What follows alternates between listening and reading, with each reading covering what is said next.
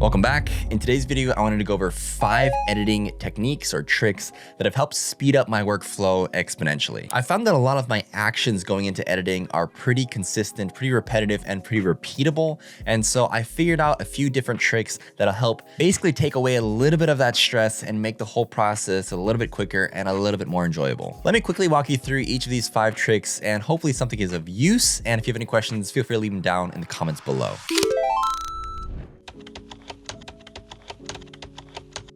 All right, so the first trick that I wanted to cover are custom keybinds or custom keyboard shortcuts. And this isn't a revolutionary technique, but of all the things that I do, this probably saves me the most amount of time for each project. Now, today I'm just gonna be talking about Premiere Pro. Any other software also has the same capabilities, I'm pretty sure. If you go up to the top here in Premiere Pro and select keyboard shortcuts, you'll get a pretty cool keyboard kind of diagram of everything assigned to each of your keys. Now, the whole concept of keyboard shortcuts, now I'm sure you're familiar with Command-C, Command-V, copy and paste. They're basically actions that you use very often. And by assigning keyboard shortcuts or keybinds to these particular actions, you can save a lot of time from having to go through different menus and selecting different tools. It just saves you a lot of time. Here's a diagram of all my keyboard shortcuts. And if you hold down Command, it'll show you again what everything is assigned to. One thing that I use very often, and that is not typically assigned by default, is nest. And Premiere Pro, if I just select a bunch of different items and I press N, I now have a nested sequence. And a nested sequence is basically taking a bunch of different layers. And if you double click on the sequence now, you'll now be able to find all these layers together. It's basically grouped together. And by grouping layers together, you can quickly add different effects to them. You can move them very easily. And nesting is basically just creating a compound clip in After Effects, if you're familiar with that. In this introduction sequence here, I have Cody falling from the sky, and I might make like a full tutorial on this particular reel that I made recently. But this intro sequence comprised of a few different layers. We've got Cody flying through the sky here. This is the original clip. And I just have a bunch of different layers on top of each other. And by just quickly selecting everything and pressing nest or pressing N on my keyboard and nesting them, I can now move this much easier than having all of my different files and layers just grouped on my actual timeline here. And it's just a quick and easy way to become more organized and also apply effects to multiple layers at once. Besides nest, the other one that isn't by default that I use all the time is if you press Command and W, I have Add Edit selected, and Add Edit basically is just making a cut in your layers. If I just zoom in here and press Command W, all it does is just adds a cut. And this is a really simple action that, if you think about it, you add cuts throughout the editing process all the time. And it's just an action that if you were to go in and right click and add cut or do whatever in your software, you just minimize the amount of time doing the action by setting a keybind. Some default keybinds are super useful as well. For instance, if you just press A, it automatically select the track select forward tool, which basically it allows you to select everything on your sequence to the right or in front of your actual layer. And this is really useful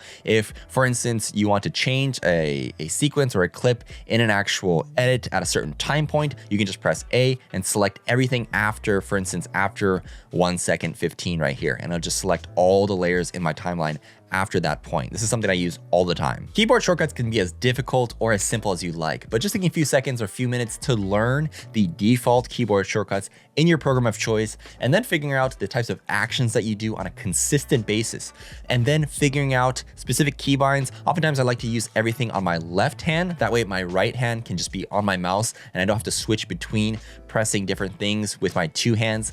It's just figuring out how to minimize the amount of time that you're doing repetitive actions. And so by making all of my keybinds on my left hand, on the left-hand side of the keyboard, and figuring out which actions I do on a consistent basis, for instance, adding a cut, which is Command W, or just pressing N, nesting a clip. Again, these are things that I do on a very consistent basis. And by creating keyboard shortcuts for the actions that you find yourself doing on a regular basis, you'll save, I'm telling you, you'd save like hundreds, if not thousands of hours over the course of your editing career.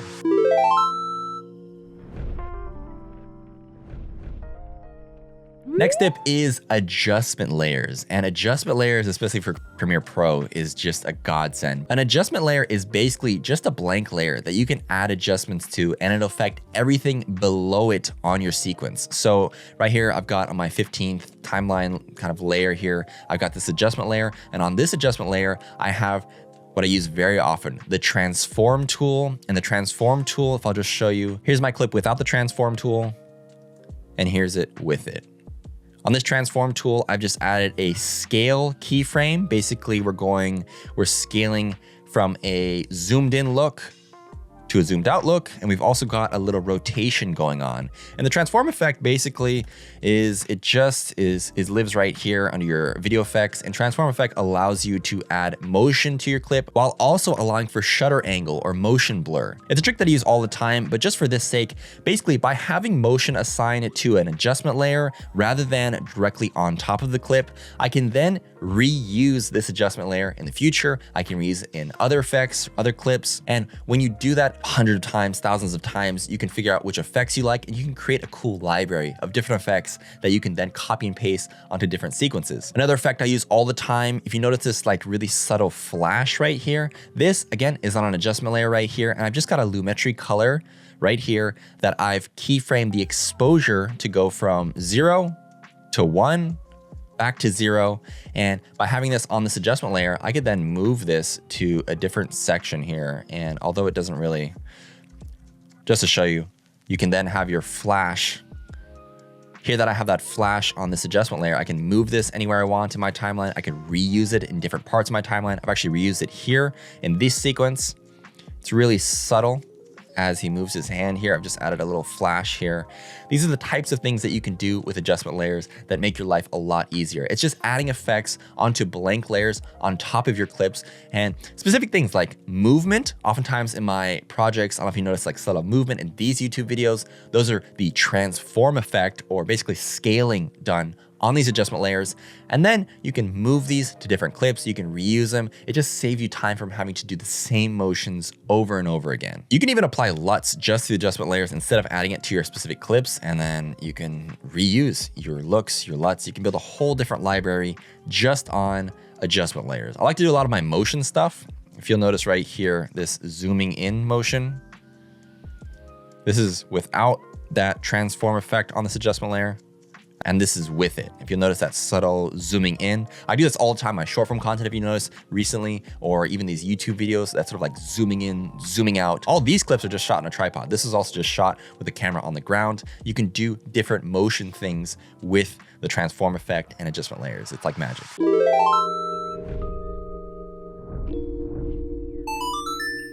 Tip number 3 is duplicating sequences, or basically anytime I have a project where I know I'm going to be reusing either sound effects, or I'm reusing, again, adjustment layers or different effects, different flashes, different things that I've done in the past, and I just want to kind of copy and paste these effects onto my new timeline, what I'm going to do is I'm going to open up, for instance, this Cody Ikejiri June 25th edit that I've done, and all I'm going to go ahead and do is I'm just going to press save as. I'm gonna save it as a new project here. And then next time, I'm just gonna open up that new project and it'll have my entire sequence here. I'm gonna select everything and I'm just gonna move it over to an area that I don't necessarily am gonna use for my particular edit. Basically, all I'm doing is just making space on my timeline to reuse certain effects, to reuse certain sound clips, and not having to start from scratch every single time. The other benefit of this is if you have a clip, for instance, this project is built specifically for Reels in mind. It's a 1080 by 1920, just HD timeline that's vertical. I now don't have to remake all of the project settings from scratch, figure out my codecs and everything. I already have this basically optimized for my output. I have a kind of like template sequence built for YouTube that when I'm making a new YouTube video, I'll just double click that, open up Premiere Pro, file, save as my new name or whatever project I'm working on. And then I basically just have a new project that has kind of previous edits in it. I can just click and draw from that, figure out what I like to use, and you don't have to redo things every single time. This honestly saves me so much time. I'll just show you in this particular edit, right? I've got everything for this Cody edit in like the first 15 seconds, but if you zoom out, I actually have multiple other projects here. I've got this old Enzo one that I've done. I've got another old Cody one that I've done from a while back.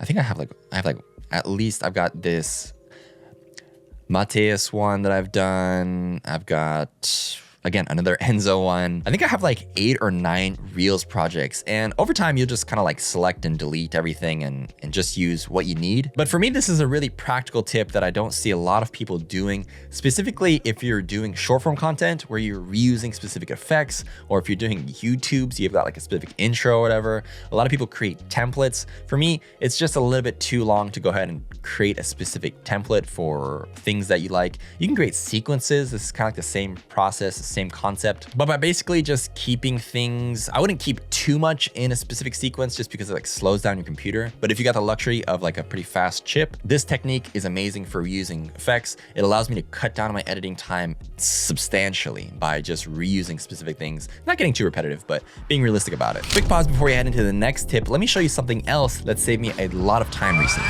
There are always these small moments where I need a quick visual element, like a textured background, simple overlay, or some abstract shape to fill negative space while I'm editing. Normally that means I'm digging through my asset folders or building something from scratch, which just slows down the flow. Recently I've been using Recraft, the sponsor of today's video. Recraft lets you generate custom design assets just by typing a simple text prompt. For example, I can type minimal abstract background, soft texture, neutral tones, negative space, and within a few seconds it generates multiple high-res options. You can get as detailed or as general as you like. What's nice is I can instantly export it as a PNG or SVG, drop it directly into my timeline, and keep moving without breaking my edit. Super fast, super clean. Recraft is great because the UI is pretty intuitive, so even if you don't have a lot of image generation experience, it's easy to navigate and figure out how to prompt to get really useful results. If you want to try out Recraft, use my code GAKU11, GAKU11, with a link in the description, so you can try all of Recraft's features for just $1. Thanks again to Recraft for sponsoring today's video.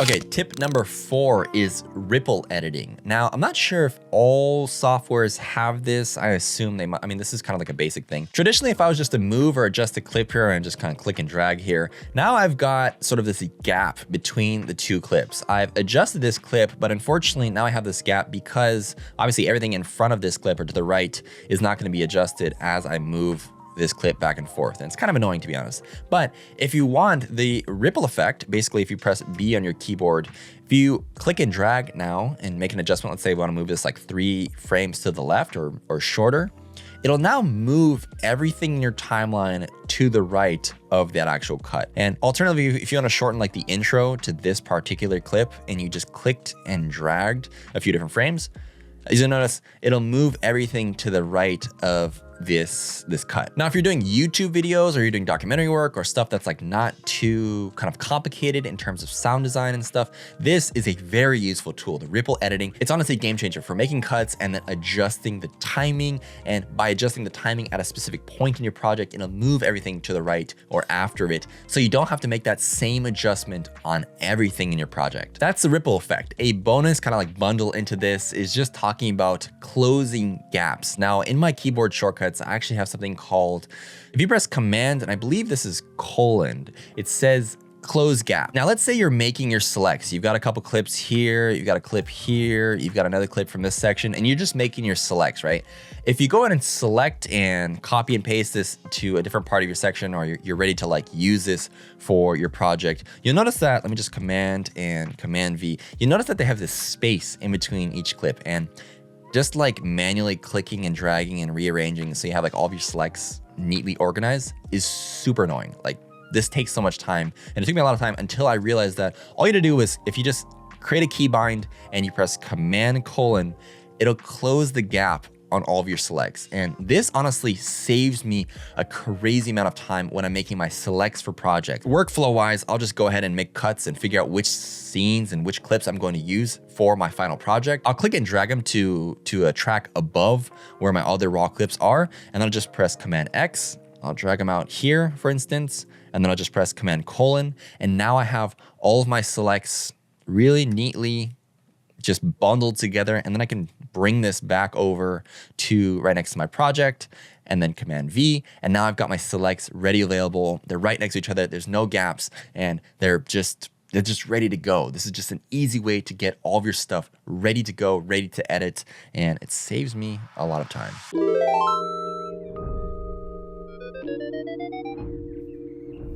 The final tip is I actually have presets or pre-existing kind of like codecs, or my export settings are all ready to go. So if I press Command W, another keybind for export, if you'll notice right here for Premiere Pro, and I'm sure any other software, you have your presets for export settings. And what I've gone ahead and done is I've just created a couple different ones. I've got YouTube, and YouTube, for instance, I've just got, I think it's like VBR one pass 80.